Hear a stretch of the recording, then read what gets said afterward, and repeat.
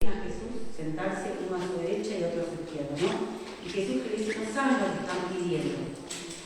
Muchas veces acercarse a Jesús con peticiones es normal, todos nos acercamos, pero ellos le estaban pidiendo algo que estaba fuera de la órbita de lo que pasaba en ese momento.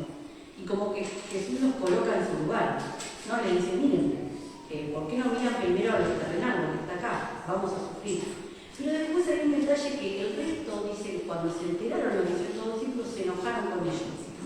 ¿Por qué piensan que se enojaron? ¿Porque todos desubicados están pidiendo eso? No, porque ellos querían estar. Porque a ellos no se les había ocurrido primero, ¿no? Esa es la cuestión. Que a ellos no se les había ocurrido primero.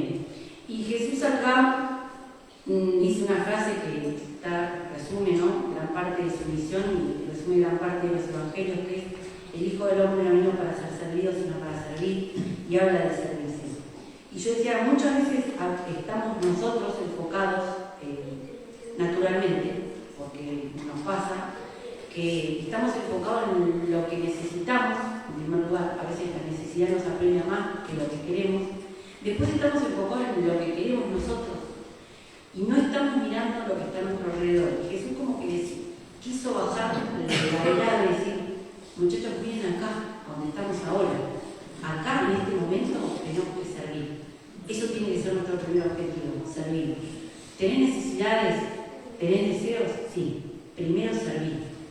Porque si vos servís vas a ser importante. Y si sos importante vas a recibir lo que necesitas. Y pensaba cuando leí este pasaje, si nos preguntamos todo el tiempo a nosotros en qué estamos sirviendo. ¿En qué estoy sirviendo yo hoy? Me tengo que preguntar yo, a mí. ¿En qué estoy sirviendo? Y si esa pregunta no tiene respuesta hoy, quizás los ojos estén enfocados en un lugar donde todavía no es tiempo. Ellos estaban preocupados por lo que iba a pasar en el reino todopoderoso de Jesús allá cuando nos muramos. Ya vamos a tener tiempo de pensar en eso porque todos vamos a pasar por ese lugar. Pero mientras tanto, necesitamos enfocar nuestra mirada en lo que tenemos a nuestro alrededor. Y eso que tenemos a nuestro alrededor es la necesidad no solo nuestra, sino de los que están alrededor nuestro. Cuando entendemos no que somos importantes para los demás, sino que somos importantes para los demás porque podemos ser un canal de la bendición de Dios.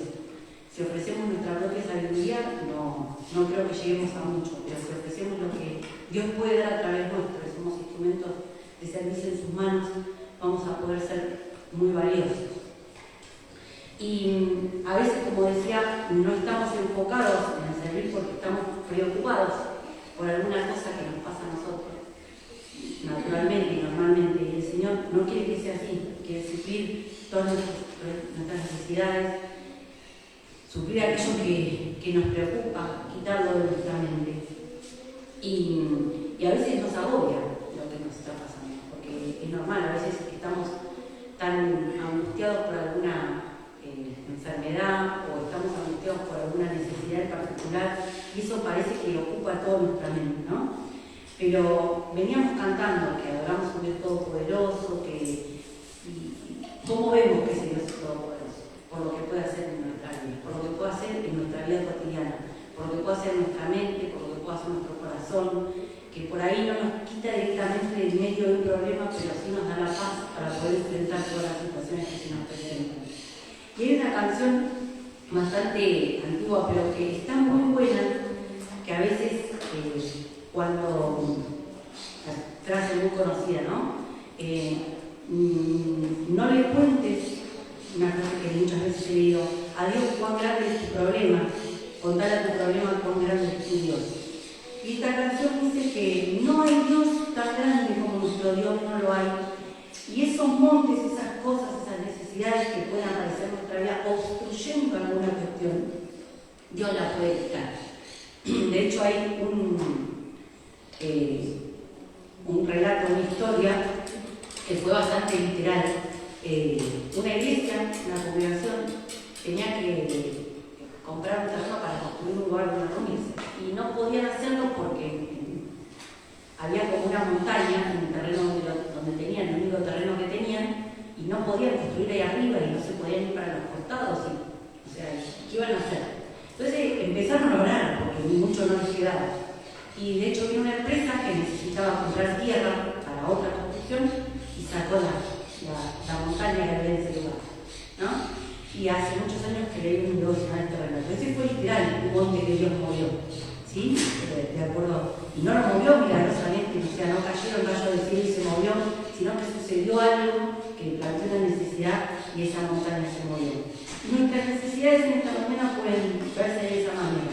Por eso antes de orar, yo voy a pedir que, si quieren, cantemos esta canción y mientras la cantamos también en nuestro corazón estamos pidiendo a Dios que Él pueda mover esos montes que en nuestra vida, en nuestro corazón o en nuestra mente o en nuestra vida diaria y que Él puede mover. No hay Dios grande como tú, no lo hay, no hay Dios grande como tú, no lo hay, no lo hay, no hay Dios que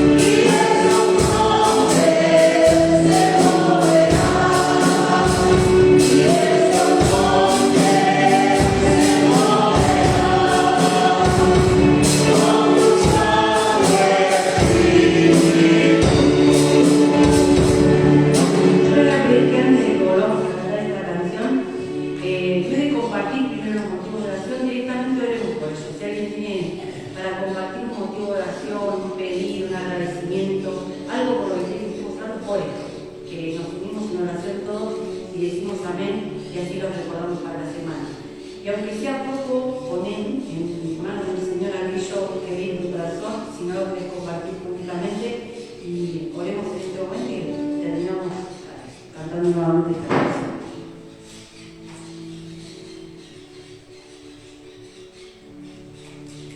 Querido Dios, en esta mañana quiero recordar como un ruego pedido la salud de Daniel, del pastor Daniel Caidú. Sabéis cómo está en terapia, las dificultades físicas, complicaciones que tuvo en su cirugía. Y Señor, está en tus manos. Está en tus manos su restablecimiento. Está en tus manos el volverlo a levantar para que pueda continuar con el ministerio de voluntad. Está en tus manos, Señor, establecer su salud. Está en tus manos también, Señor, sostener a toda su familia. Y también a todos aquellos que queremos también para que no esté sobrando maravillosamente. Así como acabamos de cantar, no hay Dios como vos, Señor. Por eso esperamos y confiamos en tu palabra y en tu poder. Te amamos, Señor. Amado Jesús, te quiero dar infinitas gracias, Señor, por haber abierto nuestros ojos. Darte gracias porque tenemos esta tu casa, Señor, para venir todos juntos, congregarnos como tú nos pides, Señor. Te doy gracias, Señor, por la maravillosa vida que nos regalas, Jesús. Te doy gracias por toda esta iglesia, por cada familia representada, Señor. Te doy gracias por la misión, Señor, que un día tú pusiste en este lugar, con tantos propósitos de escuelas, Señor, y para que el mundo vea tu gloria, Señor, y realmente se puede ver, Señor. Ayúdanos a que en este lugar se vea tu gloria. Ayuda a tu iglesia, Dios mío, con tu Espíritu Santo que tenemos morando cada uno de nosotros, Señor, que podamos abrir nuestro corazón y brindárselo a los demás. Te ruego en especial, Señor, después de agradecerte todo lo que nos das, Dios mío. Bendito seas. Te ruego en especial por Norma, Señor, y te agradezco porque está pasando en este momento sin las consecuencias de cada quimio. Te lo agradezco, Señor, y tomo como un milagro, Señor, que esto va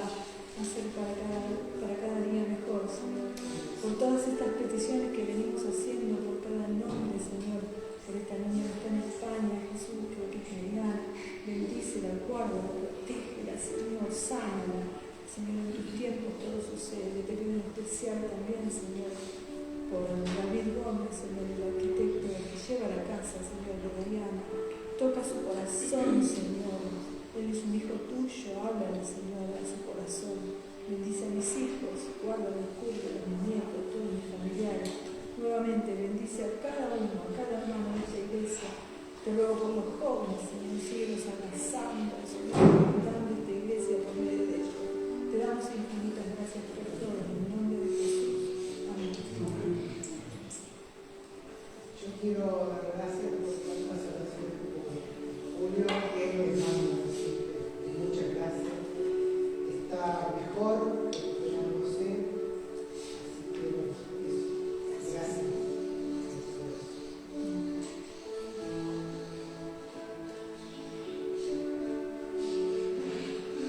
Señor, desde lo profundo de nuestro corazón te reconocemos como el dador de la vida, como aquel que tiene poder para recuperar cada aspecto de nuestra vida, Señor. Oramos por los que están necesitando salud física, Señor, que toque cada uno de sus corazones, sus cuerpos también. Gracias por los que están recuperando, por los que siempre, Señor, ponemos en tus manos. Vos los conoces a cada uno, Señor, y rogamos para que como médico celestial estés, Señor, obrando en cada uno de ellos. Te pido también, Señor, que nos bendigas a cada uno de nosotros en nuestra vida espiritual, que nos ayudes a crecer, a buscarte, y Señor, también a amarnos los unos a los otros como tu palabra manda. Señor, también oramos para que en esta mañana a cada uno de nosotros nos puedas hablar, nos puedas mostrar lo que tenés preparado, y que, Señor, tomemos de tu palabra, Señor, y la apliquemos en nuestra vida. Que también nos bendigas al momento de compartir, Señor, este mandato que nos dejaste en la cena. Señor, que recordemos tu cuerpo ofrecido en sacrificio por cada uno de nosotros para que tengamos el perdón de pecados y la vida eterna, Señor. Que tengamos esta paz, esta tranquilidad de saber que, Señor, estamos en paz con vos y que la sangre de tu Hijo Jesucristo es la que nos limpia y la que nos trae, Señor, un acceso libre hasta tu trono de gracia. Señor, gracias por todo lo que recibimos de vos. Y perdonar cuando desconfiamos, Señor, de que hay un problema que no puedas solucionar, o cuando, Señor, pensamos que podemos solucionar las cosas solos. Queremos dejarte todas nuestras vidas y nuestras situaciones en tus manos, porque, Señor, sos muy grande, todopoderoso, y que vas a orar en nuestro entorno, Señor, en todo momento. En el nombre de Jesús te dejamos todo en tus manos. Amén. No hay Dios tan grande como tú.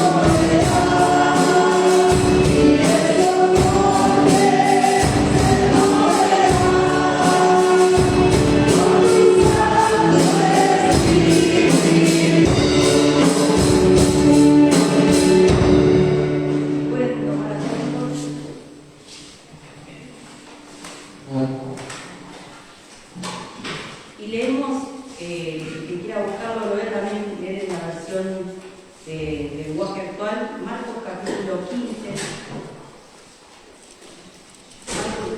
Marcos capítulo 15. Y voy a leer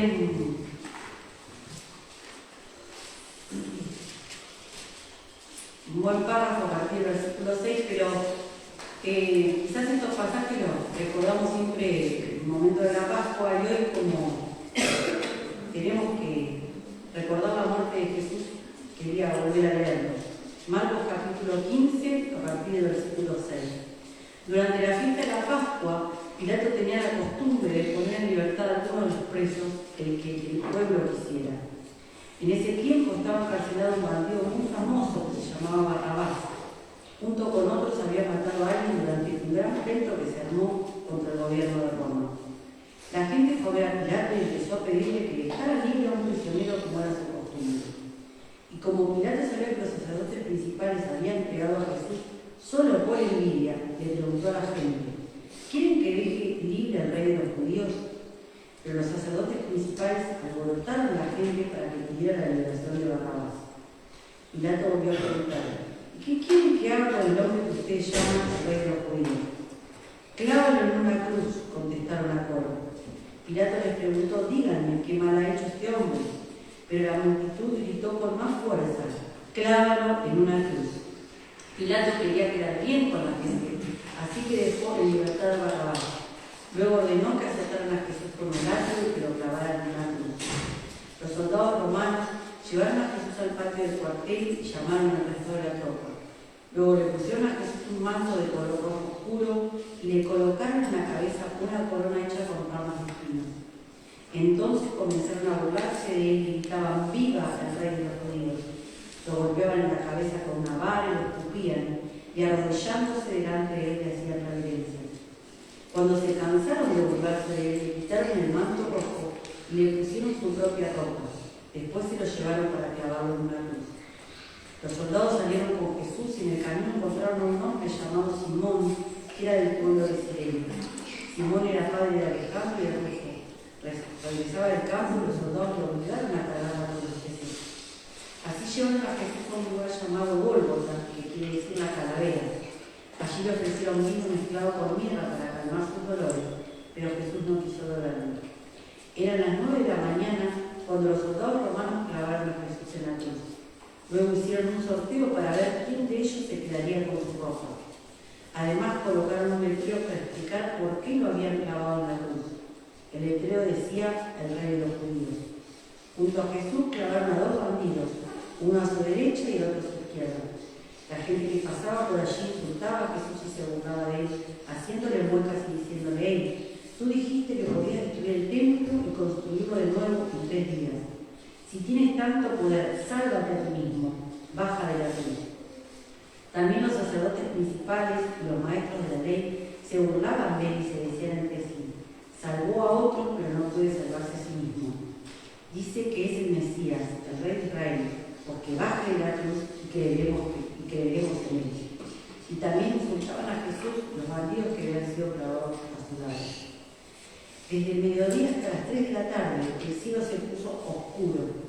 A esa hora Jesús gritó con mucha fuerza: Eloí, Eloí, lama sabactani. Esto quiere decir: Dios mío, ¿por qué me has abandonado? Algunos de los que estaban allí lo oyeron y dijeron: oigan, está llamando al profeta Elías.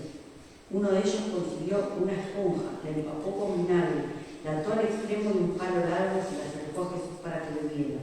Entonces dijo: vamos a ver si Elías viene bajando de la cruz. Jesús lanzó un fuerte grito y murió. En aquel momento la cortina del templo se partió en 2 pedazos de arriba a abajo. El oficial romano que estaba frente a Jesús lo vio morir y dijo: en verdad este hombre era el Hijo de Dios. Había allí muchas mujeres que miraban desde lejos. Entre ellas estaban María Magdalena, Salomé y María, la madre de José y de Santiago el Menor. Ellas habían seguido y ayudado a Jesús en Galilea. Además, estaban allí muchas otras mujeres que habían acompañado a Jesús en su viaje a Jerusalén. Ya era viernes por la tarde y los judíos se estaban preparando para las celebraciones especiales del día sábado. Un hombre llamado José, del pueblo de Arimatea, no tuvo miedo de pedir a Pilato el cuerpo de Jesús. José era un miembro muy importante de la Junta Suprema. Además, él oraba para que el reinado de Dios empezara pronto. Pilato se sorprendió mucho al oír que Jesús ya había muerto. Por eso llamó al oficial romano para ver si era cierto y para averiguar cuánto había sucedido. Cuando el oficial regresó con el informe, Pilato dio permiso para que le entregaran a José el cuerpo de Jesús. José compró entonces una sábana de tela muy fina y cara, bajó a Jesús de la cruz, lo envolvió en la sábana y lo puso en una tumba. Hacía poco tiempo que José le había mandado construir una gran roca, luego tapó la entrada de la tumba con una piedra muy grande. Mientras tanto, María Magdalena y María, la madre de José, miraban dónde ponían el cuerpo de Jesús. Un relato que muchas veces hemos escuchado y que está bueno leerlo y releerlo para encontrar esos pequeños detalles que a veces nos bendicen y cosas que nos llaman la atención. Cuando Pilato se asombra porque Jesús murió rápido, porque todos sabemos que Jesús cargaba en esa cruz no solamente con el peso de haber sido torturado físicamente hablando, sino que cargaba en esa cruz con el peso del pecado de todos nosotros. La Biblia dice que cuando Jesús murió, el velo del templo, que era una cortina que aunque tiraran 10 bueyes de cada lado no la podían partir, se partió. Y eso fue un simbolismo claro de que el camino hacia Dios estaba abierto a través de Jesucristo, de que su muerte era la que nos daba la libertad de llegar hasta Dios. Y ese privilegio lo tenemos nosotros hoy. En la antigüedad tenían que hacer sacrificios y una vez al año pedir perdón y el sumo sacerdote se tenía que preparar para llegar hasta la presencia de Dios. Hoy tenemos la libertad de donde sea que estuviéramos, no es solamente el lugar como templo, sino que en cualquier lugar podemos llegar hasta la presencia de Dios con libertad. Y es por Jesús, es por la obra que Él hizo en la cruz. Y eso dice esta canción, solo Jesús, confiado estoy. La cantamos. Solo en Jesús, confiado estoy.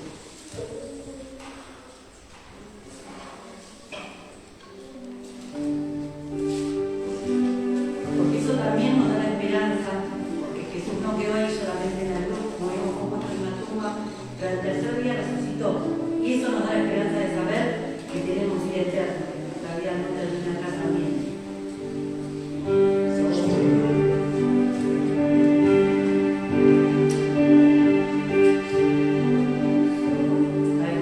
Solo en Jesús.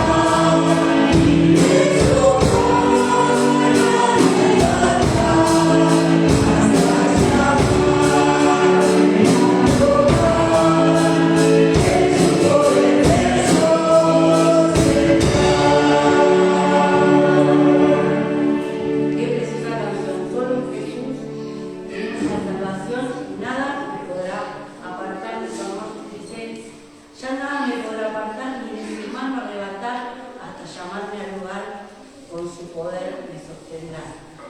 Y en otra parte decía que ya no tengo culpa ni temor por su poder que vive en mí. Desde el principio hasta el final, Cristo mi vida ordenará. Que realmente sea así, que estemos confiados en que Jesús es el que ordena toda nuestra vida, el que nos da la dirección que a veces necesitamos y que quita todos nuestros temores, que no es poco. Y como dice un pasaje de Corintios, en esta mañana vamos a dar como lo pusimos en nuestro corazón, con alegría, ¿sí? Dar de nuestra ofrenda en esta mañana y más allá de darlo con un corazón, sino como lo puso, dice como el pasaje, dice, cada uno es como propuso en su corazón, darlo con gratitud, agradecer a Dios. A veces es fácil ser agradecido cuando hay, es difícil ser agradecido cuando no hay, pero tenemos que recordar que siempre el Señor provee para nuestra vida. Y darle gracias a Él cuando ofrendamos es un acto de adoración. Así que le voy a pedir a dos chicos que quieren venir a recoger la ofrenda. En nuestra oración vamos a cantar la canción que dice que por todo tu amor te doy gracias. ¿No ayudas si alguien más? Venís a ver. Cantamos por todo tu amor te doy gracias.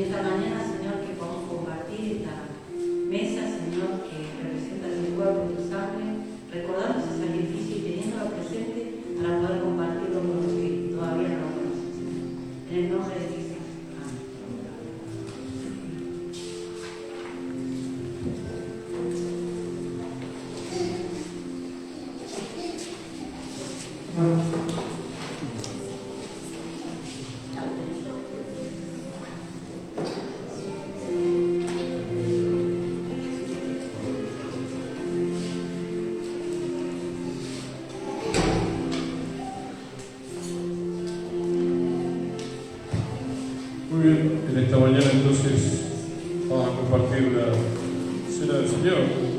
Les invito a que me acompañen buscando el texto del Evangelio de Lucas. Vamos a leer las palabras de Jesús en la cena del Señor. Evangelio de Lucas capítulo 22.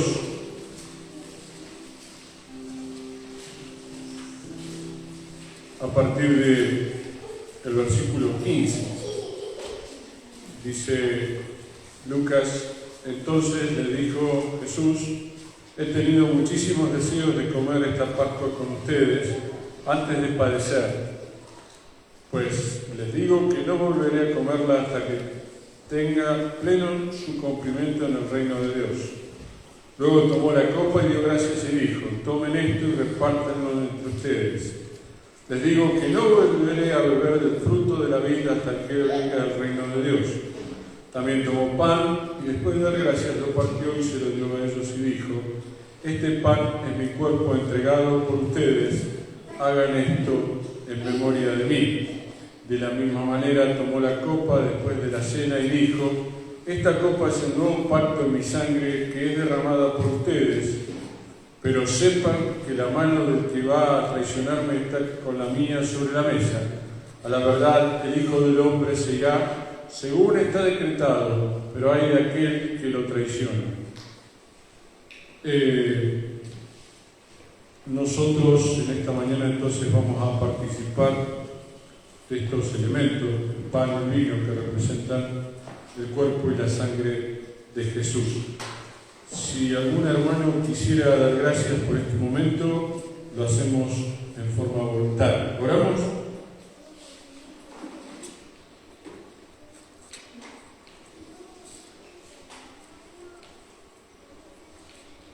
Amado Jesús, te damos infinitas gracias, Señor, nuevamente, por abrir nuestros ojos, por tu misericordia, Señor, y por tu preciosa entrega, Jesús, por tu grande amor. Gracias, Dios mío, porque todo está pensado para nosotros, Señor, para darnos la paz, Señor, para darnos tu reino, Señor. Te agradecemos infinitamente, te pedimos perdón, Señor, por cada uno de nuestros pecados, sobre todas las cosas te glorificamos por esta tu entrega, Dios mío, por esta tu entrega, Jesús amado. Gracias, Espíritu Santo, por estar con nosotros, y te pedimos, Señor, que bendigas este momento y por sobre todas las cosas por siempre, Señor. Gracias por elegirnos como tu iglesia. Bendecimos todo en el nombre de Jesús. Amén. Amén. Muy bien, les voy a pedir que se pongan en pie aquellos que van a participar. Y si hay alguien de alguna congregación nos visita, muy bienvenido, sabiendo que el único requisito para esto es haber creído a Jesucristo y haber sido bautizado por inmersión. Muy bien, yo voy a pasarle entonces a Miguel, sirviendo, y luego compartimos todo.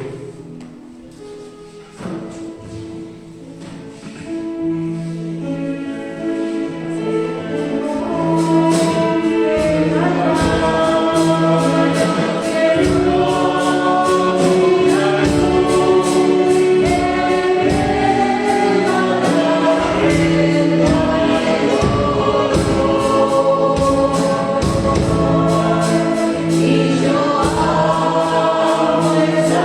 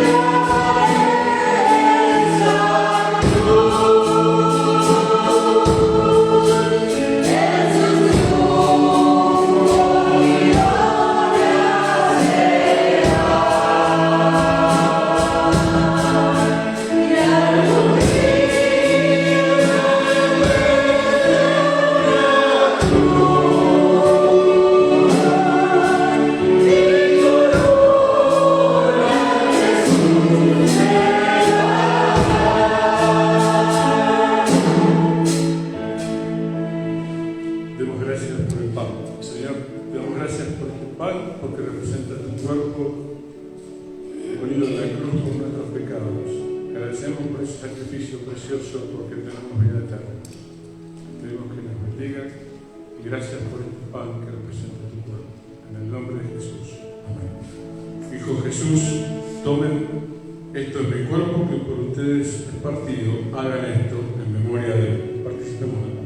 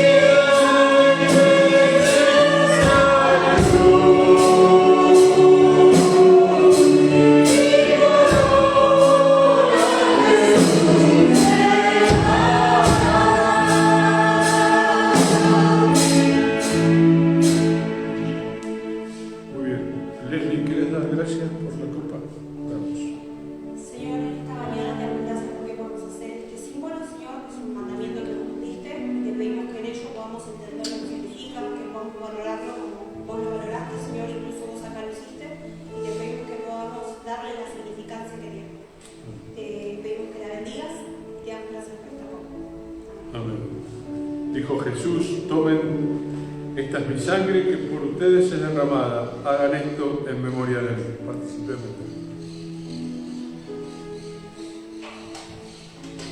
Yo sé en la cruz su sangre Jesús derramó a la villa donde el Cristo, pues en ella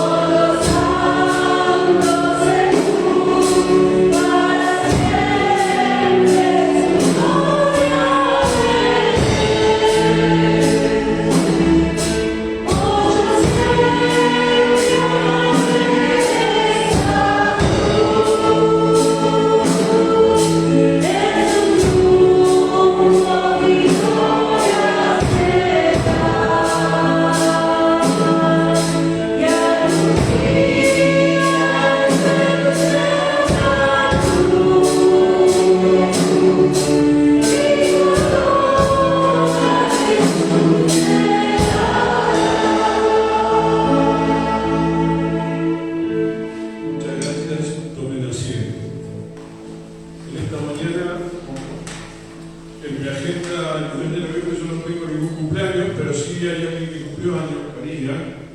Por favor, Karina cumplió años en el mes de octubre, así que adelante. Vamos a cantarle feliz cumpleaños.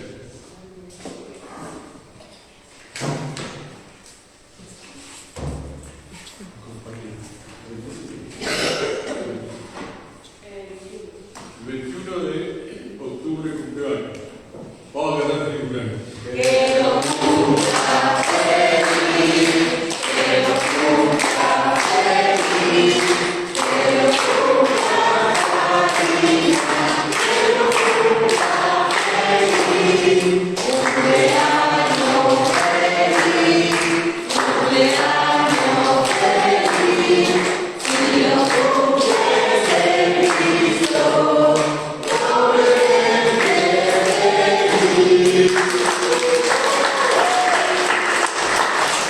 Muy bien, vamos a pedirle entonces a Juan que dé gracias por la vida de Karina. Oremos.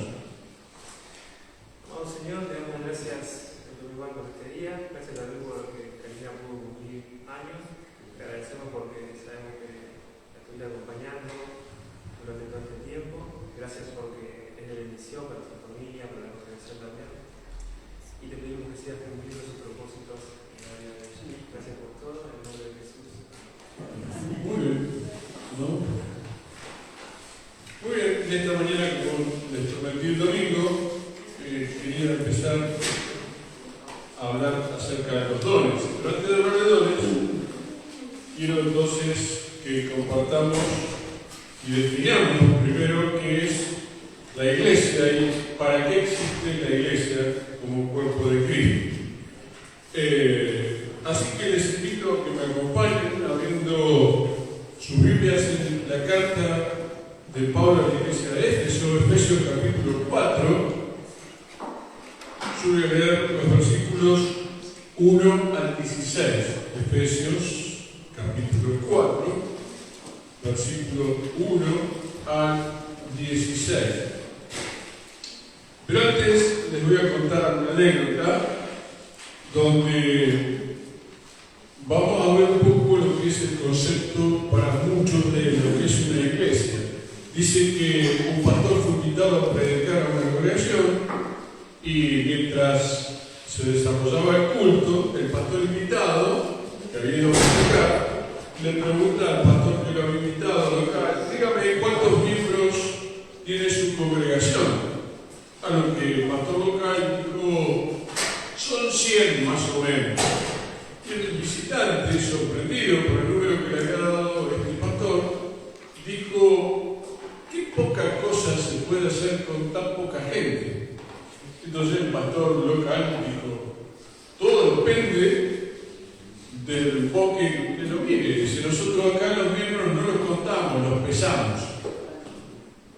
Este es el concepto a veces de la iglesia. La realidad es que muchas personas tienen la idea equivocada del concepto de iglesia. Pero vamos a ver lo que dice el apóstol Pablo.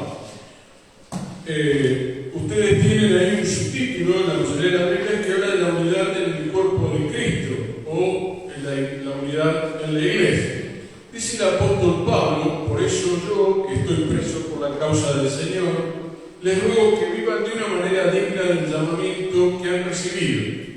Siempre humildes y amables, pacientes, tolerantes unos con otros en amor. Esfuércense por mantener la unidad del Espíritu mediante el vínculo de la paz. Hay un solo cuerpo y un solo Espíritu, así como también fueron llamados a una sola esperanza. Un solo Señor, una sola fe, un solo bautismo y un solo Dios y Padre de todos, que está sobre todos y por medio de todos y en todos. Pero a cada uno de nosotros se nos ha dado gracia en la medida en que Cristo ha repartido los dones. Por esto dice: cuando ascendió a lo alto se llevó consigo a los cautivos y dio dones a los hombres. ¿Qué quiere decir eso de que ascendió? Sino que también descendió a las partes bajas, o sea, a la tierra. El que descendió es el mismo que ascendió por encima de todos los cielos para llenarlo todo. Y él mismo constituyó a unos apóstoles, a otros evangelistas y a otros pastores y maestros, a fin de capacitar al pueblo de Dios para la obra del servicio, para edificar el cuerpo de Cristo. De este modo, todos lleguemos a la unidad de la fe y del conocimiento del Hijo de Dios, a una humanidad perfecta que se conforme a la plena estatura de Cristo. Así que ya no seremos niños salteados por las olas y llevados de aquí para allá por todo viento de enseñanza y por la astucia y los artificios que quienes emplean artimañas engañosas. Más bien, al vivir la verdad con amor, creceremos hasta ser en todo como aquel que es la cabeza, es decir, Cristo. Por su acción, todo el cuerpo crece y se edifica en amor, sostenido y ajustado por todos los ligamentos según la actividad propia de cada miembro. Quiero entonces en esta mañana que veamos juntos lo que nos dice este texto acerca de lo que es la iglesia.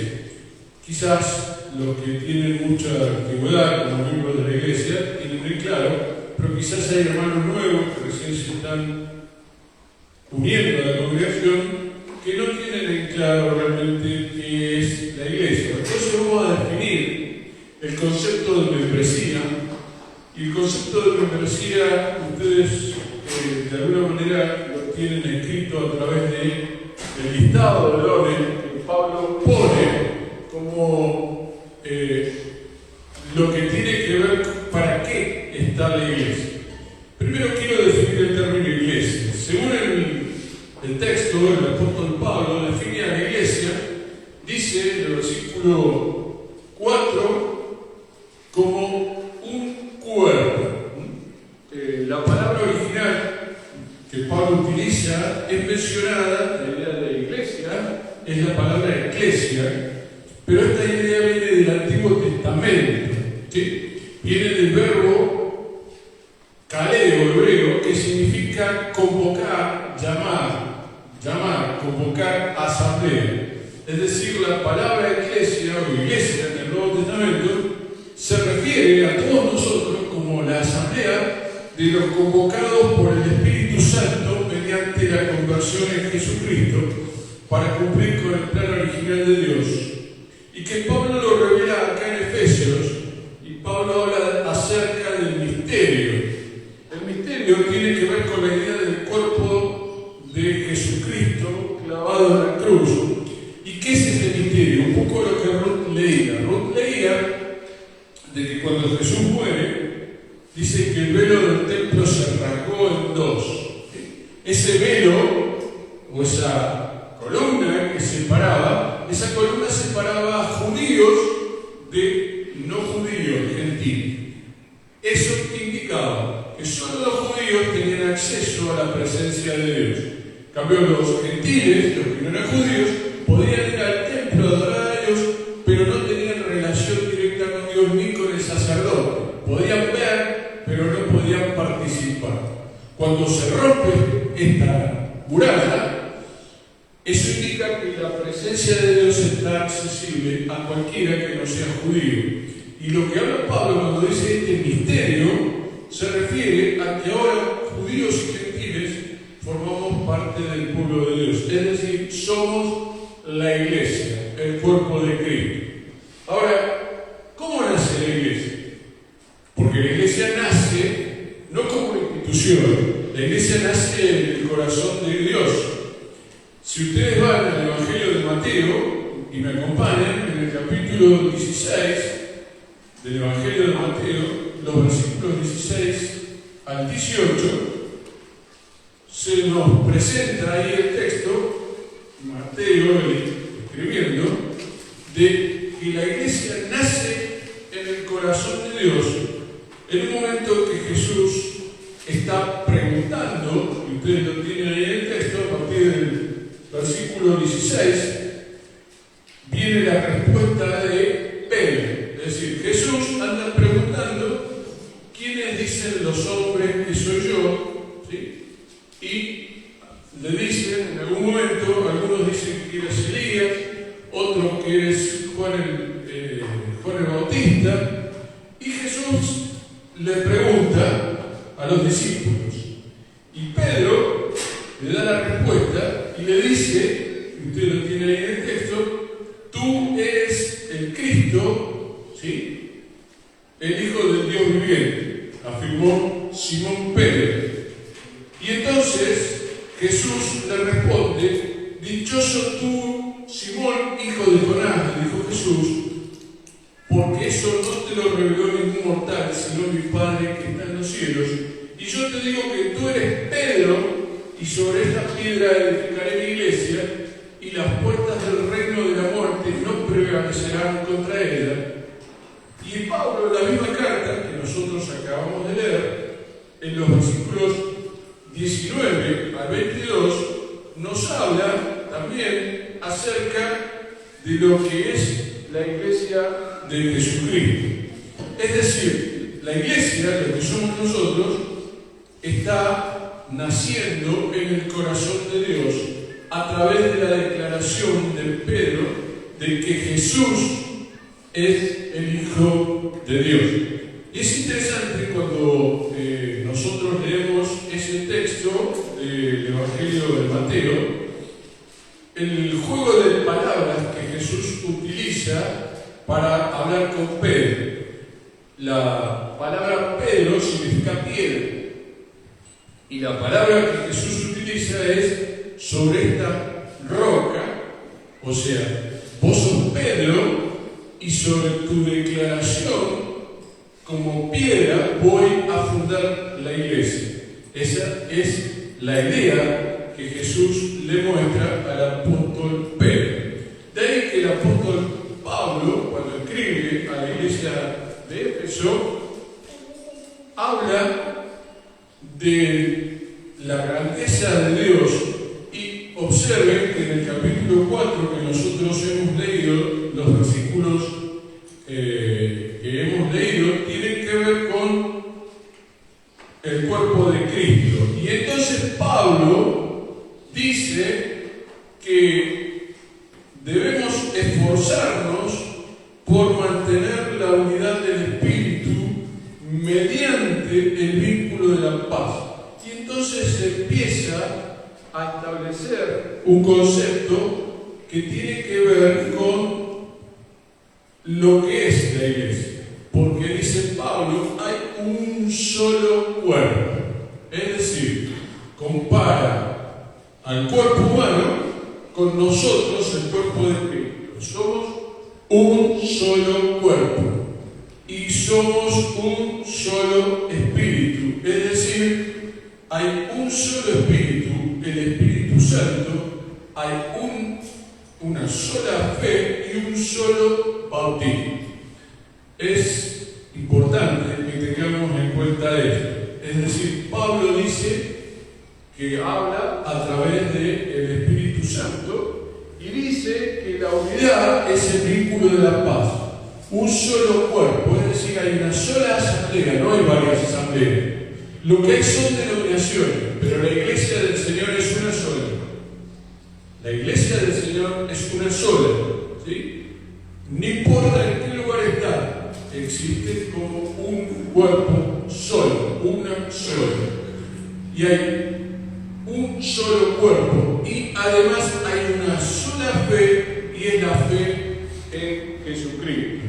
Por lo cual nos tiene que quedar en claro que nuestra salvación es a través de Jesucristo y que no hay ningún otro agregado. Por eso la palabra asamblea que nosotros conocemos viene de la reforma de Lutero. ¿Sí? Lutero decía en sus 5 solas famosas, de paso el 31 de octubre fue el día de la reforma y el día de las iglesias nacionales, de las iglesias evangélicas. Lutero dijo que hay un solo Dios, hay una sola fe, una sola escritura de la Biblia y hay un solo bautismo. ¿Sí? Y aparte, solo a Dios la gloria. Ahora, ¿por qué tenemos que resaltar esto? ¿Por qué un solo bautismo? Porque no hay varios bautismos, distintos tipos de bautismo. Hay un solo bautismo y el solo bautismo es la obediencia y el mandato del Señor Jesús cuando dijo que id y haced discípulos bautizándolos. ¿Sí? Y como Él fue bautizado en el río Jordán, nosotros para poder formar parte del cuerpo tenemos que ser bautizados por inmersión también, porque es el mandato bíblico. Pero Pablo aclara también que hay un solo Dios. Pablo aclara que todos somos amados por medio de ese Dios. Y entonces quiero también que veamos, dentro de este concepto de iglesia, que veamos o miremos el tema de la gracia. Dice Pablo que hay una gracia de parte de Dios, que es regalo. Por eso dice, pero a cada uno de nosotros se nos ha dado gracia en la medida en que Cristo ha repartido los dones. La idea de la gracia que Pablo establece acá es el regalo de Dios, es decir, nuestros dones. Cada uno de nosotros tiene al menos un don. El tema es saber si lo tenemos y cuál es y cómo descubrirlo. Eso ya lo vamos a ver en algunos sermones más adelante.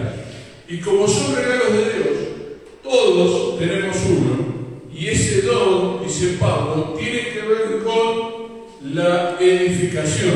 Observen que dice que ha sido repartido. ¿Sí? Ha sido repartido a cada uno. ¿Sí? Y dice que es Dios a través de ese don que constituye a unos apóstoles, a otros profetas, a otros evangelistas, a otros pastores y maestros, pero tienen un propósito. Y el propósito es el que quiero compartamos y que descubramos. El propósito no es para que uno diga, bueno, yo tengo tal don y mi don es mejor que el don del otro. El propósito, dice Pablo, es edificar, ¿sí?, el cuerpo. Dice, observen qué es lo que dice. Ahí ustedes lo tienen al fin del versículo 11. Dice, y el mismo constituyó, después que mencionan los dones, a fin, versículo 12, de capacitar al pueblo de Dios para la obra del servicio, para edificar el cuerpo de Cristo. Y la palabra que utiliza ahí Pablo, la palabra de capacitar, no es la idea que nosotros tenemos de la capacitación como enseñanza intelectual. La palabra utilizada por Pablo acá es la palabra herramienta. Es decir, la idea de la capacitación tiene que ver con la herramienta. Pablo está pensando en un soldado que va a la guerra en el tiempo en que él habla. Tiene la imagen de un soldado griego, donde el soldado tiene una mochila. Y entonces la expresión capacitar tiene que ver con incorporar dentro de esa mochila a ese soldado los elementos necesarios para ir a la guerra. Y cuando Pablo habla a fin de capacitar a los santos para la edificación del cuerpo de Cristo, se está refiriendo a eso. Es decir, ustedes tienen un don, yo tengo otro. Mi don es para que complementen el de ustedes y el de ustedes complementa el mío. Es decir, son herramientas que nos da Dios para, entre unos y otros, fortalecernos y crecer en el ministerio del servicio dentro del cuerpo. ¿Qué quiere decir? El que tiene el don de la enseñanza complementa al que tiene el don de sabiduría. El que tiene el don de sabiduría complementa el don de enseñanza. ¿Por qué? Porque la idea es que el cuerpo tiene que ir creciendo en forma armónica. Porque si ustedes observan, Pablo tiene la imagen de un cuerpo físico. Dice, de modo que todos lleguemos a la unidad de la fe y del conocimiento del Hijo de Dios, a una humanidad perfecta que se conforme a la plena estatura de Cristo. Así, dice Pablo, ya no seremos niños zarandeados por las horas y llevados de aquí y por allá, por todo viento de enseñanza y por astucia y los artificios de quienes emplean artimañas engañosas. La Reina Valera dice, a fin de que no seamos llevados por todo viento de doctrina, por estratagemas de hombres. Y yo le pregunto, ¿qué es la palabra estratagema? Estrategia, exacto. Estrategia tiene que ver con la idea de no ser engañados por cualquier tipo de doctrina. Pero la parte de la estrategia tiene que ver con la capacidad de haber sido enseñados. ¿Sí? Entonces, la palabra capacitado tiene que ver con enseñados. Enseñados desde el punto de vista de que cada don sirve para el crecimiento de forma tal que cuando alguien de afuera nos quiera atacar desde el punto de vista espiritual, estemos preparados para responder lo que la palabra de Dios enseña por medio de los dones y a través del servicio. Y ustedes observen que hay todos dones que han mencionado en esta lista. Hay varias listas, luego vamos a ver la lista de 1 Corintios, de Romanos, que esta lista tiene que ver con cosas relacionadas a la enseñanza. Observen, dice profetas, habla de apóstoles, habla de evangelistas, dice pastores y maestros. Pastores y maestros está como dos dones separados, pero originalmente el texto griego dice pastores maestros, con lo cual obliga de alguna manera que el don del pastor es el don maestro también. ¿Sí? El pastor tiene que tener el don de la enseñanza, el don de capacitar. Por eso dicen pastores y maestros. Y son todos dones en este momento, en esta lista, que tienen que ver para la construcción del desarrollo espiritual de unos con otros. Por eso habla de apóstoles, enviados, profetas, personas que tienen la capacidad de, ante una situación puntual, leyendo el texto bíblico, aplicar el texto bíblico a esa realidad o a esa situación puntual. La palabra apóstoles tiene la traducción, es enviado. Y cualquiera de nosotros puede ser apóstol, ¿sí? No en el sentido que figuraba en el Nuevo Testamento. La palabra Nuevo Testamento significó, o por lo menos en ese momento, aquellos que habían vivido en la época de Jesús y habían visto a Jesús. Por eso Pablo dice, yo soy como un abortivo de la naturaleza, porque no lo vio personalmente, pero escuchó su voz en camino a Damasco. Y otro de los dones que muestra acá, si ustedes observan, tiene que ver con evangelistas, personas que han sido escogidas por Dios para predicar a multitudes. ¿Sí? No quiere decir que nosotros no prediquemos el Evangelio. La diferencia es entre aquel que tiene el don de atender a multitudes y predicar a multitudes, por ejemplo, grandes evangelistas en la historia, como el Dr. Billy Graham o como el Anacondia de la Iglesia Evangélica Pentecostal, un siervo de Dios tremendo, evangelista en América Latina, lo mismo que el Dr. Billy Graham, evangelista a nivel mundial. Personas que tienen ese don especial para poder hablar a grandes multitudes. Pero todo esto, dice Pablo, es para que crezcamos y nos capacitemos de manera de que los dones son para el ejercicio dentro del cuerpo, para servirnos unos y otros, para que el cuerpo pueda crecer y seamos personas preparadas para que no nos engañen y, en algún sentido, no nos confundan en lo que nosotros creemos. Por eso ustedes tienen que abrir los ojos, porque hay muchos grupos que tratan de hablar de Dios, que tratan de hablar de Jesús, pero en el fondo son sectas, son grupos sectarios que no tienen nada que ver con lo que la palabra de Dios dice. Es decir, han tomado cosas de la iglesia evangélica, han tomado cosas de la iglesia católica, han hecho una mezcla y le hacen creer a la gente que son cristianos. pero lo que son una secta. Por eso Pablo dice: tengan cuidado que nadie les enseñe ni emplee artimañas engañosas, sino que podamos vivir en amor, en verdad. Dice que crezcamos en todo aquel que es la cabeza, es decir, Cristo. Y acá tenemos que definir algo claro. La iglesia no tiene cabeza humana, tiene cabeza espiritual, que es Jesucristo. El pastor no es cabeza de nada, es parte del cuerpo de Cristo con funciones distintas y dones distintos. Esto lo aclaro porque hay un mal concepto de que muchas veces algunos pastores se creen que son los jefes y cabezas de la iglesia. ¿Sí? Sin embargo, nosotros formamos parte del cuerpo y tenemos dones dentro del cuerpo con funciones distintas.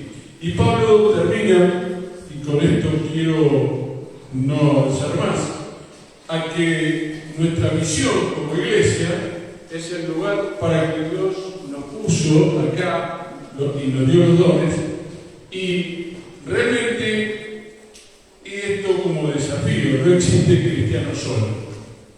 ¿Sí? Alguien puede decir: yo leo la Biblia en mi casa, yo oro, pero no existe cristiano solo. Bíblicamente no existe cristiano fuera del cuerpo que lo contenga y le ayude a crecer. Y también quiero que tengamos en cuenta que muchos pretenden construir un cristianismo sin una relación personal con Jesucristo, y es imposible. Y no tiene nada que ver construir esta idea fuera del cuerpo de Cristo. Cada iglesia necesita, en el lugar donde está, reformarse y renovarse de acuerdo a lo que Dios quiere que haga. Y entonces tenemos que tener cuidado. El concepto de la iglesia es muy importante para poder aprender los dones. El concepto de cuerpo, el concepto de un solo Dios, un solo bautismo, una sola fe y un solo Padre de todos, dice Pablo, el cual es por todos y en todos y para todos. Y entonces esta idea del cuerpo de Cristo es central, sobre todo en toda la Biblia. ¿Por qué? Porque esto muestra el avance del Evangelio. Cuando nosotros leemos las páginas del Nuevo Testamento, el avance de la iglesia cristiana surge de la unidad del cuerpo de Cristo. Así que les invito a que reflexionemos sobre esto y nos compenetremos en que cada uno de nosotros, con el don que tiene, es útil y necesario dentro del cuerpo. Y es como luego va a decir en otros textos Pablo: no, la oreja no le puede decir a la mano: no te necesito. Entonces todos somos necesarios.